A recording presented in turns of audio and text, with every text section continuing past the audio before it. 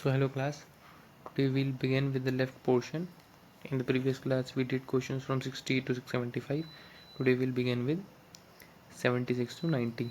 So here the question is, use the appropriate phrase proposition from the given option. Dash me, I will be happy to dictate a few extra hours to the cause. So the options are as for, as of, as from, as to.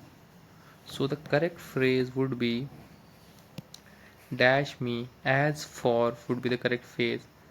I will be happy because for this moment they are saying for this moment. As from तो इसका कोई ताल्लुक बैठता नहीं है. As to भी इससे कुछ नहीं बैठता. जो आपके दिमाग में कन्फ्यूजन होगा या तो वो एज फॉर के लिए होगा और as of me. But as of क्यों होगा कि आई विल बी हैप्पी जो वो अब होगा, अब से अब तक नहीं. एज फॉर वो अब इसलिए होगा. I will be happy to dictate a few extra hours to the cause. The correct answer would be 76. 77 पर आते हैं.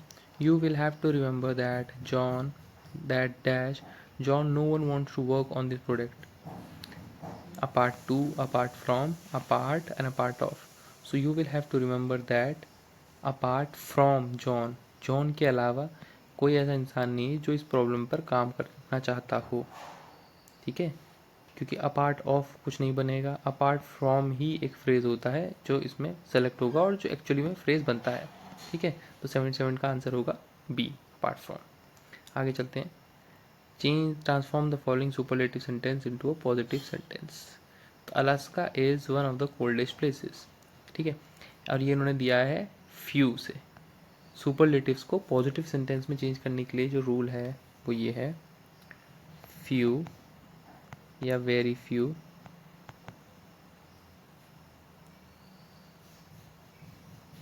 places are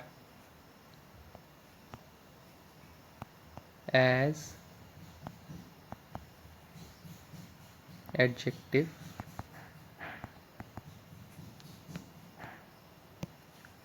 very few are as adjective फिर as.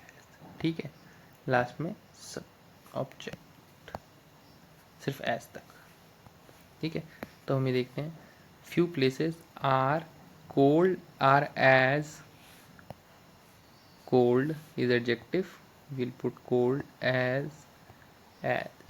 ठीक है, this should be the right answer because few places are cold like Alaska. No, Alaska is colder place than any place.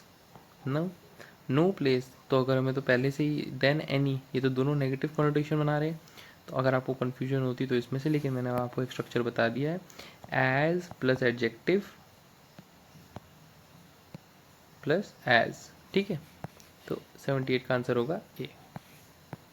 आगे चलते हैं. Passage पढ़ने से पहले हम क्वेश्चंस को देख लेंगे. What is the basis of civilise existence.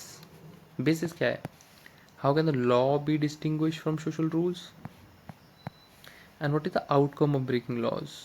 ठीक है, जब कभी भी आपके पैसेज में ना आपके पास टाइम कम हो तो आप पहले डायरेक्ट क्वेश्चंस पढ़ें और ये चीज़ने की कोशिश करें कि जो ऑप्शंस हैं वो हमेशा पॉजिटिव या नेगेटिव में दिए हुए हैं. अगर वो पॉजिटिव स्टेट फॉर्मेट में पूछ रहा होगा तो पॉजिटिव ऑप्शंस को चेक करिएगा, और नेगेटिव ऑप्शंस मांग रहा होगा तो नेगेटिव ऑप्शंस को चेक करिएगा. और इसको हम डायरेक्टली भी सॉल्व कर सकते हैं. जैसे भी मैं आपको बताता हूँ कि इसमें देखिए, what is the outcome of breaking laws. अब अगर आप खुद से समझें कि लॉ को ब्रेक करने के क्या कारण हो सकते हैं, वो क्या रिपोकॉशंस हो सकते हैं, मतलब क्या रिजल्ट. अवार्ड मिलेगा. लॉ को ब्रेक करने से अवार्ड तो कभी नहीं मिलता है. क्रिटिसिज्म होता है, तारीफ होती है, तारीफ भी कभी नहीं होती है. पनिशमेंट मिल सकती है. तो इन दोनों में से आप चूज़ कर सकते हैं, वो भी तब जब आपके पास बहुत कम टाइम हो.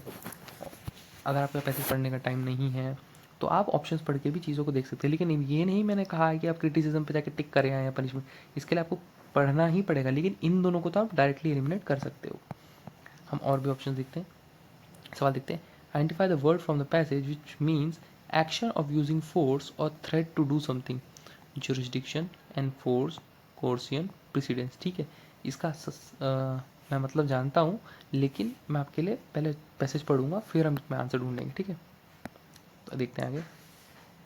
Law is found in all modern societies and is usually regarded as the bedrock of civilised existence. तो हमने क्या पढ़ा था यहाँ पे, what is the basis of civilise existence, law is the basis of civilise existence. तो 79 का answer होगा बी। ठीक है, how can law be distinguish from social rules, आगे देखते हैं।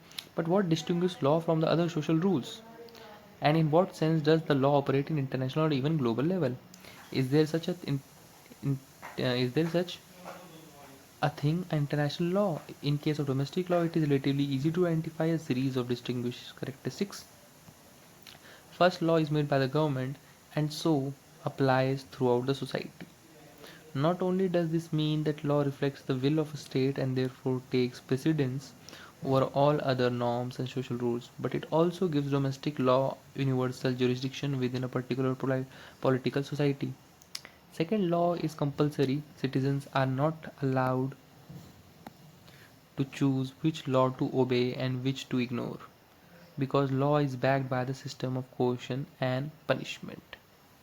Law thus requires the existence of legal system, a set of norms and institutions through which legal rules are created, interpreted and enforced.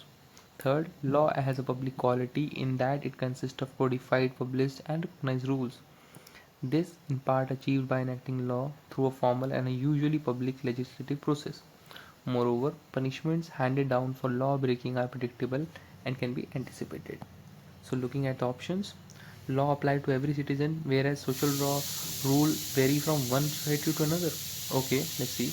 How laws are enforceable upon the society, whereas social rules are not enforceable. This makes a valid thing, but we'll go ahead. Laws are acceptable to the political society, whereas social rules do not require any system. ऐसा तो कुछ नहीं कहा. Law works according to the proper legal system, whereas social rules do not require any system. ऐसा भी कुछ नहीं. कभी भी अगर एक नेगेटिव चीज़ बता देना कि ऐसा कुछ हो ही नहीं सकता, कोई extreme, do not require any system, तो इस तरह के स्टेटमेंट्स को हम हमेशा आउटराइटली इग्नोर करते हैं, हम सेलेक्टिवली नहीं रखते हैं, क्योंकि पैसेज में हमेशा चीज़ों को एक ब्रॉडर पर्सपेक्टिव में रखा जाता है. ठीक है, तो law are enforceable upon the society where the social rules are not enforceable. ये एक सही स्टेटमेंट है, जैसे कि दिया गया है, मैं आपको बताता हूँ. We can see that here it is mentioned. Second, law is compulsory. Citizens are not allowed to choose which law to obey and which to ignore. Thus, the law is backed by the system of coercion and punishment.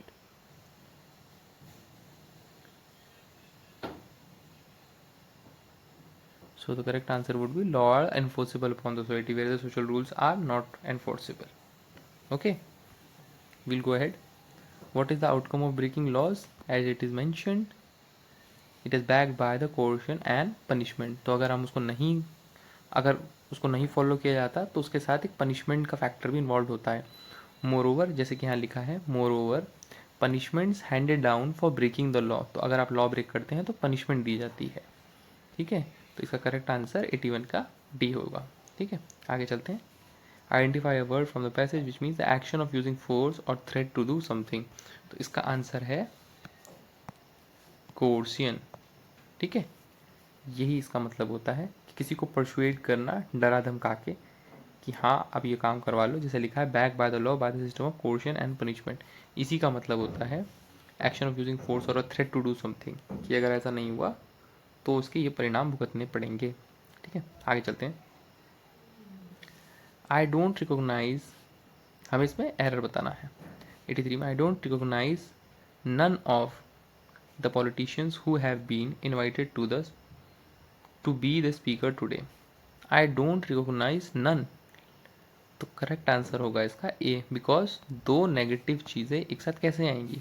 या तो ये होना चाहिए था I don't recognise any of, ठीक है, any of the politicians. आगे चलते हैं. If your jogging clothes were not made of permeable fabric you will drown in your sweat. तो इफ़ योर जॉगिंग क्लोथ्स मतलब आपके जॉगिंग और दौड़ने वाले कपड़े हैं वो अगर परमिएबल फैब्रिक के नहीं बने तो यू विल ड्राउन. ड्राउन मतलब होता है डूब जाना.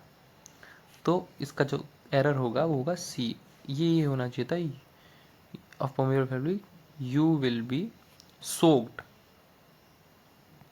भीग चुके होगे आपके कपड़ों में पसीने से. ठीक है, तो 84 का C would be the right answer. आगे चलते हैं।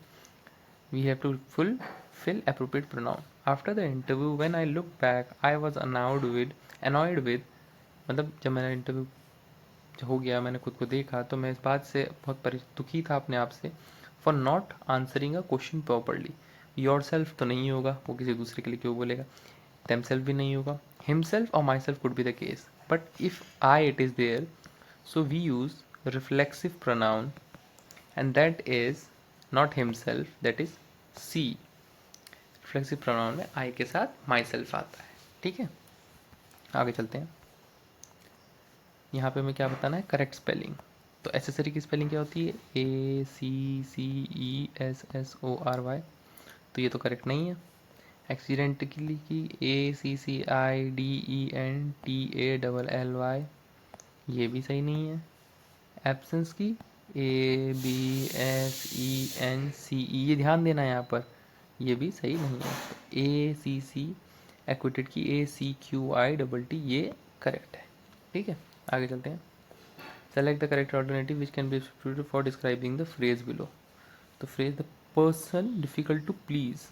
इलिटरेट तो वो होता है जो पढ़ा लिखा नहीं होता, आर्बिट्रेटर वो होता है जो मध्यस्थता कराता है, ईगोइस्ट जो घमंडी होता है जो सिर्फ अपने बारे में सोचता है, जो सिर्फ, and fastidious is the person जिसको खुश करना बहुत मुश्किल होता है, ठीक है। A person who hates women, misogamist तो वो होता है जो शादी से नफरत करता है, मिसोजिनिस्ट जो औरत से नफरत करता है, ये इसका सही आंसर होगा, ठीक है। 89 हमें ईडियम बताना है। Hit the sack, hit the clothes pile, no, go to sleep, yes, hit the sack is go to sleep, okay. ध्यान रखिएगा, गो टू वर्क या फिर गो टू जिम नहीं होगा। वी शुड, आगे क्या है, एंटोनिम बताना है। We should strive for the country's development, development मतलब प्रोग्रेस, इसका ऑपोजिट बताना है, तो A should be the right answer, retrogression, because progress तो सिनोनिम हो जाएगा। इम्प्योरिटी का कोई ताल्लुक नहीं है, ट्रांसग्रेशन कोई कब्जा तो किया नहीं है, तो रिट्रोग्रेशन मीन्स जो डिग्रेडिंग पोजिशन पे जा रहा होगा, ठीक है। तो यहाँ पे हम लोग अपना 2022 का पेपर कंप्लीट कर लेते हैं, अब मिलेंगे नेक्स्ट पेपर में, ठीक है।